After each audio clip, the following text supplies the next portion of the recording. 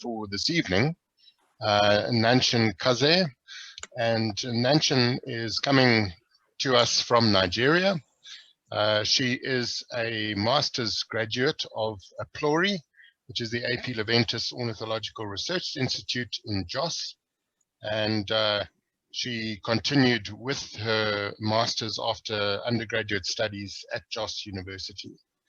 She works as project assistant for the Nigerian Bird Atlas project. And she was just chatting earlier and saying that she occasionally gets time to join atlasing field expeditions, which she really enjoys.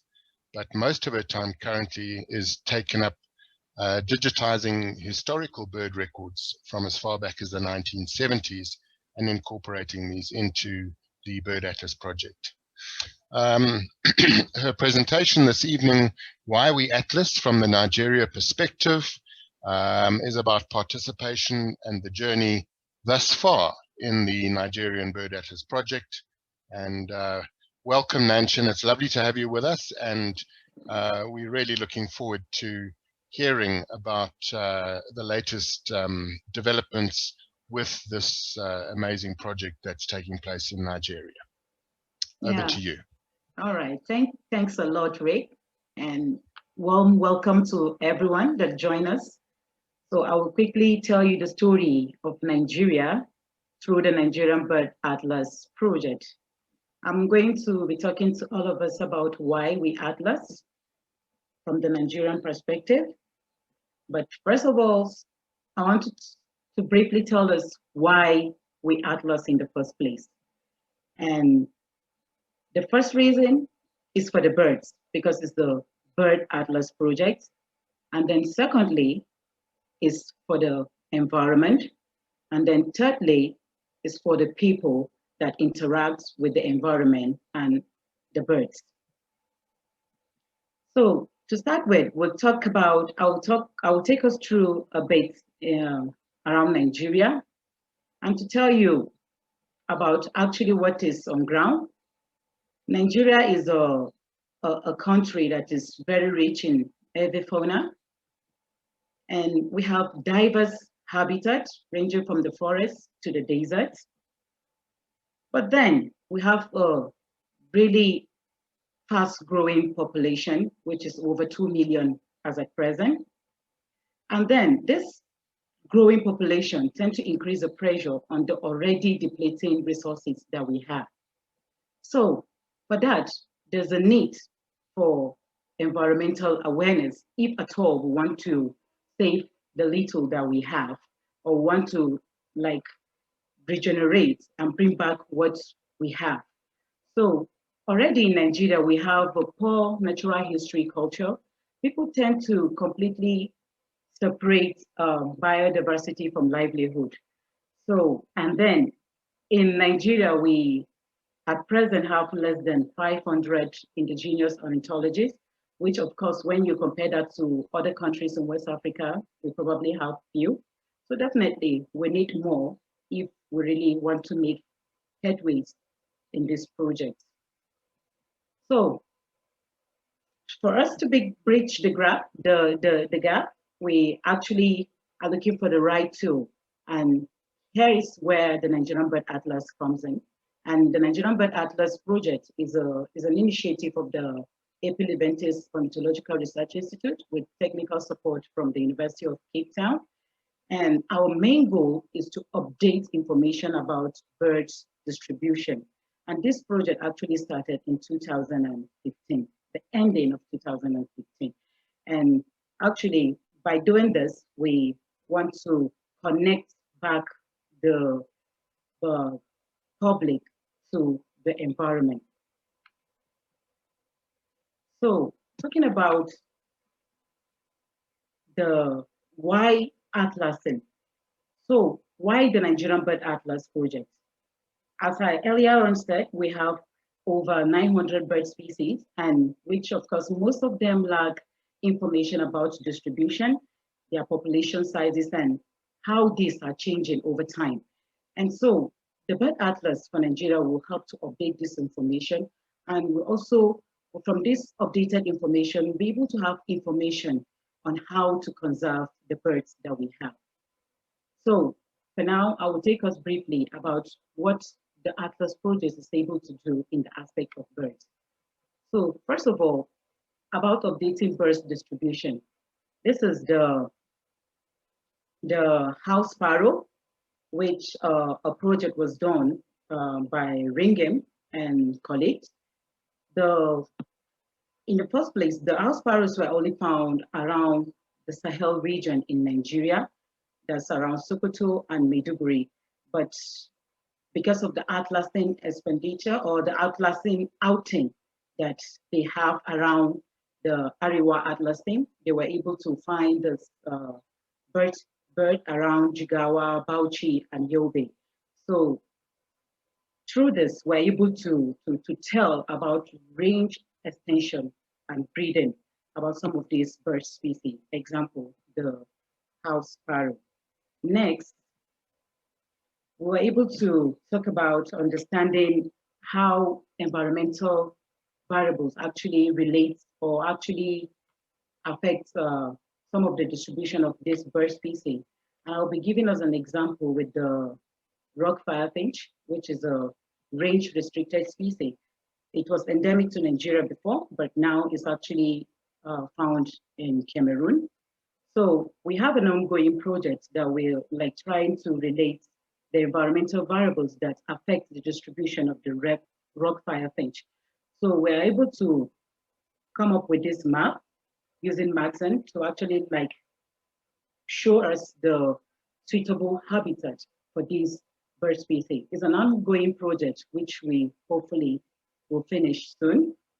And then I want to share this beautiful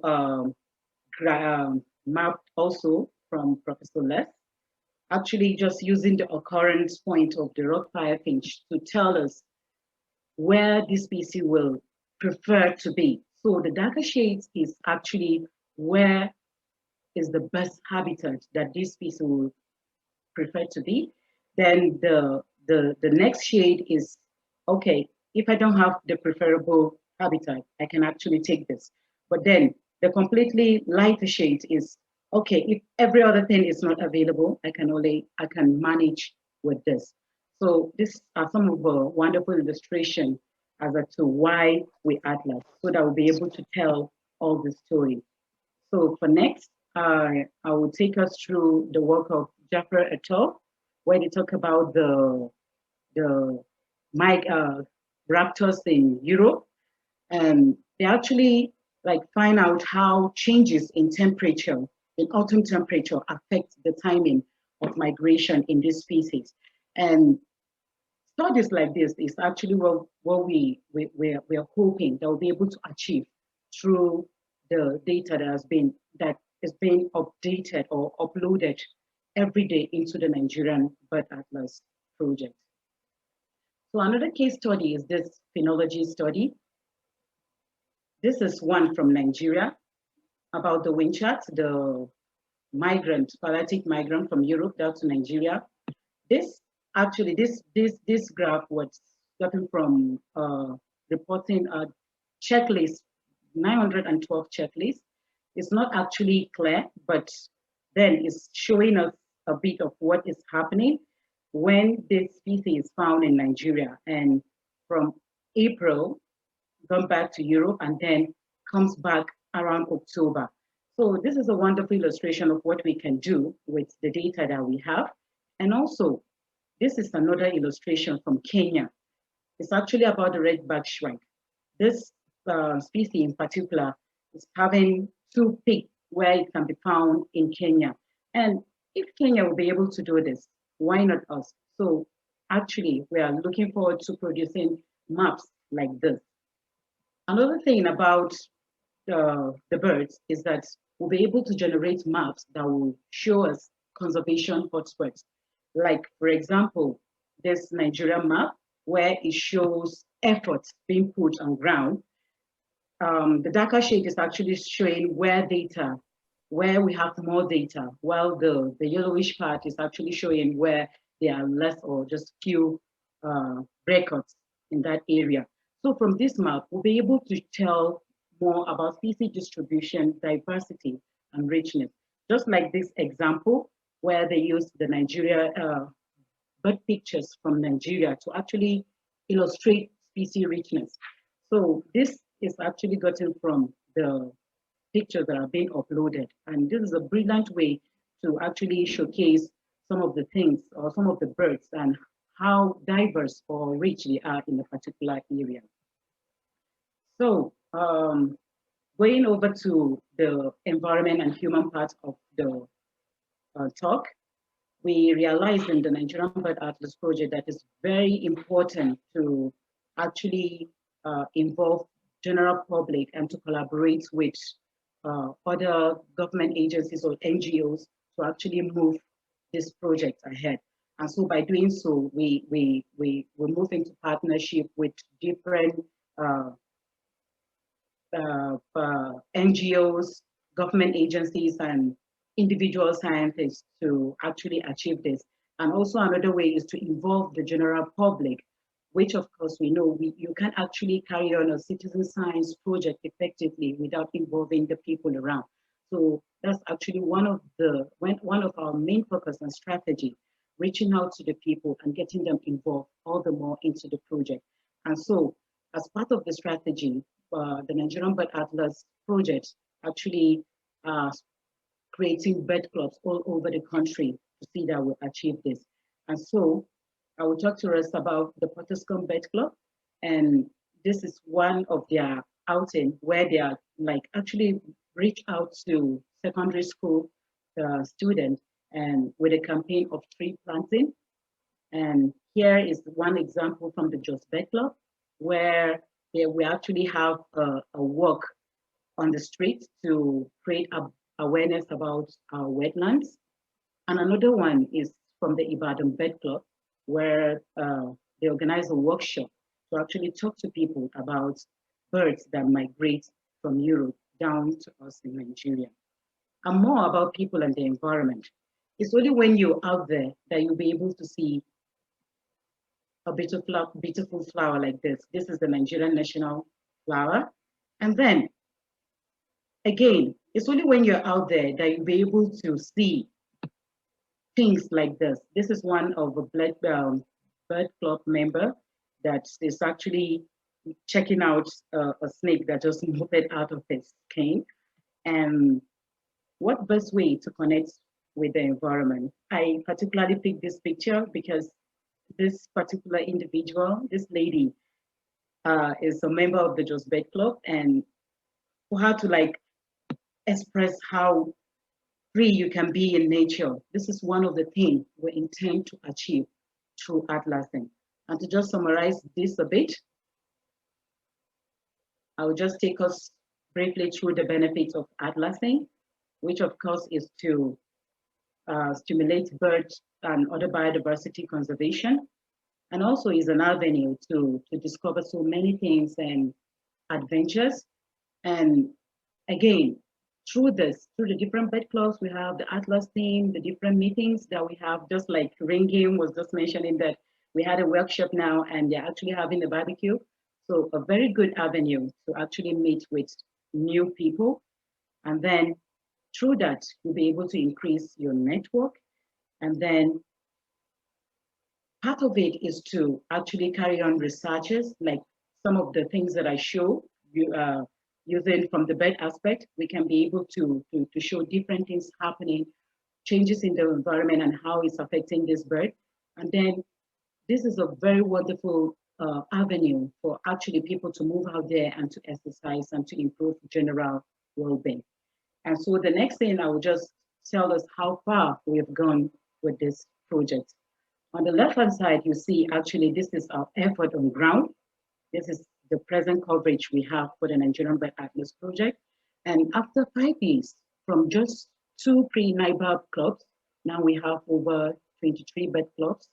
And in these bird clubs, we have over 1,000 members. And from these various bird clubs, members were able to form Atlas teams. And so presently we have 4 Atlas teams, one in Jos, one in the Southwest, one in Ariwa, that's the northern part of Nigeria. And then this one is for from the Southeast, South region of Nigeria. So, and one interesting thing is that from just 3 atlases, we now have over 209 volunteers, which are actively going out over different time to upload data into the Nigerian database. And for our social media handle, Facebook, Twitter, and Instagram, we have over 5,000 followers. And the thing that Rick was trying to say about me during the introduction, this is what we are able to achieve from the historical records that we receive from different people, from student projects, from bird experts that were birding over Nigeria, in Nigeria in the past. So we're able to mobilize and digitize 84,000 historical bird records going back to the 1970s, and I'm still putting in more into the database. And so this table under is actually giving us a picture of how far we have come. So from 2015, we actually just covered 7 pentats. But then now, when you check out the pentat all year, we have covered over 2,897 pentats, which is like 26 coverage, 26% coverage of the whole country, which is very huge for the project that just started over 5 years ago. And for this, I will just like summarize my whole talk by actually telling us how wonderful a tool the Bird Atlas project has proven to be. Because through it, we're able to record interesting observation into the Nigerian Bird Atlas database. And we're able to gradually promote environmental and ornithological awareness. And then through that, we're able to build capacity. And all this ultimately improves our understanding of species distribution and ongoing changes. And we're able to identify conservation hotspots or areas that need attention and be able to facilitate species conservation in such area that we identify to have issues.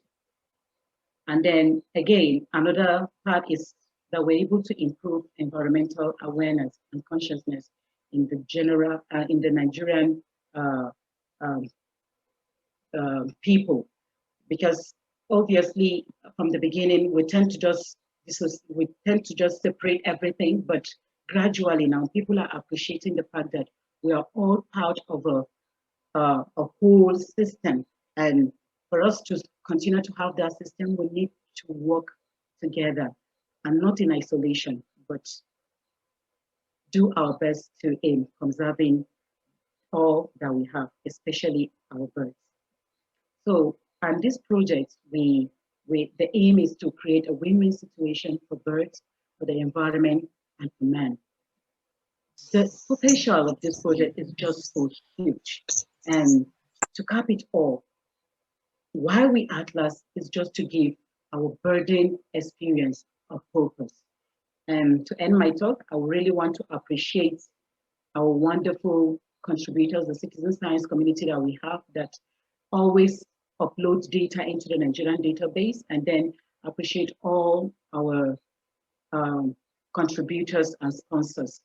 Thank you so much for listening and for your time.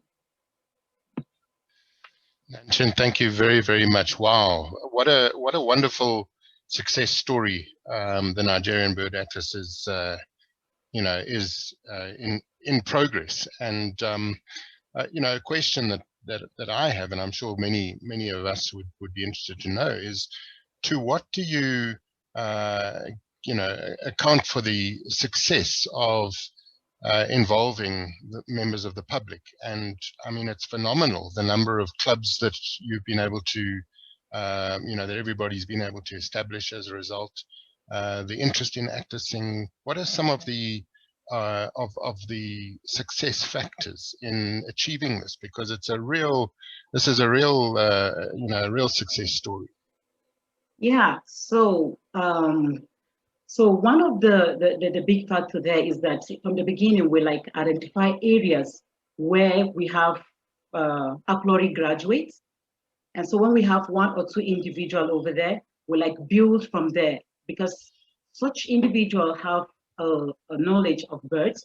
And so we build from there, gradually reaching out to people, and then having workshops and trainings to actually bring in these people and try to put into them the excitement of what we are having. Let it not just be just the main thing, but then try to tell this story in such a way that people will want to come in. And actually it has been working for us through the workshops, through the training, by using Aplori graduates, using the social media. I think that's part of the factors that is actually working in our favor. That's fascinating to hear and wonderful. I think again it just speaks of the important role that Aplori is playing in Nigerian ornithology and citizen science, birding in Nigeria. So fantastic, and I think that those who've been responsible for establishing Aplori, they must really be clapping their hands really with the success and the tremendous support that Aplori is achieving. Yeah, I picked up that one of the folk who's joining these sessions for the first time, Ekpa, he says he's Nigerian, but most of this information is new to me. I just like to encourage Ekpa, please, to get in touch with members of the Nigerian Bird Atlas team, the atlasing team, because it would be wonderful if if we could canvass the support of another volunteer for this fantastic project. So please, let's make the connection through this platform. I think that would be fantastic. Yeah, I'm just looking through quickly to see if there are any questions as such. Many comments here commending you on a wonderful presentation and the tremendous work that is being done through the Nigerian Bird Atlas project. I see Ringham is also chiming in there, just saying thank you so much. We're very proud of the project, and so you can be, all of you who are involved. And I think that our broader citizen science community is really celebrating the ongoing success that the Nigerian Bird Atlas project is turning out to be. So keep up the excellent work, and yeah, I think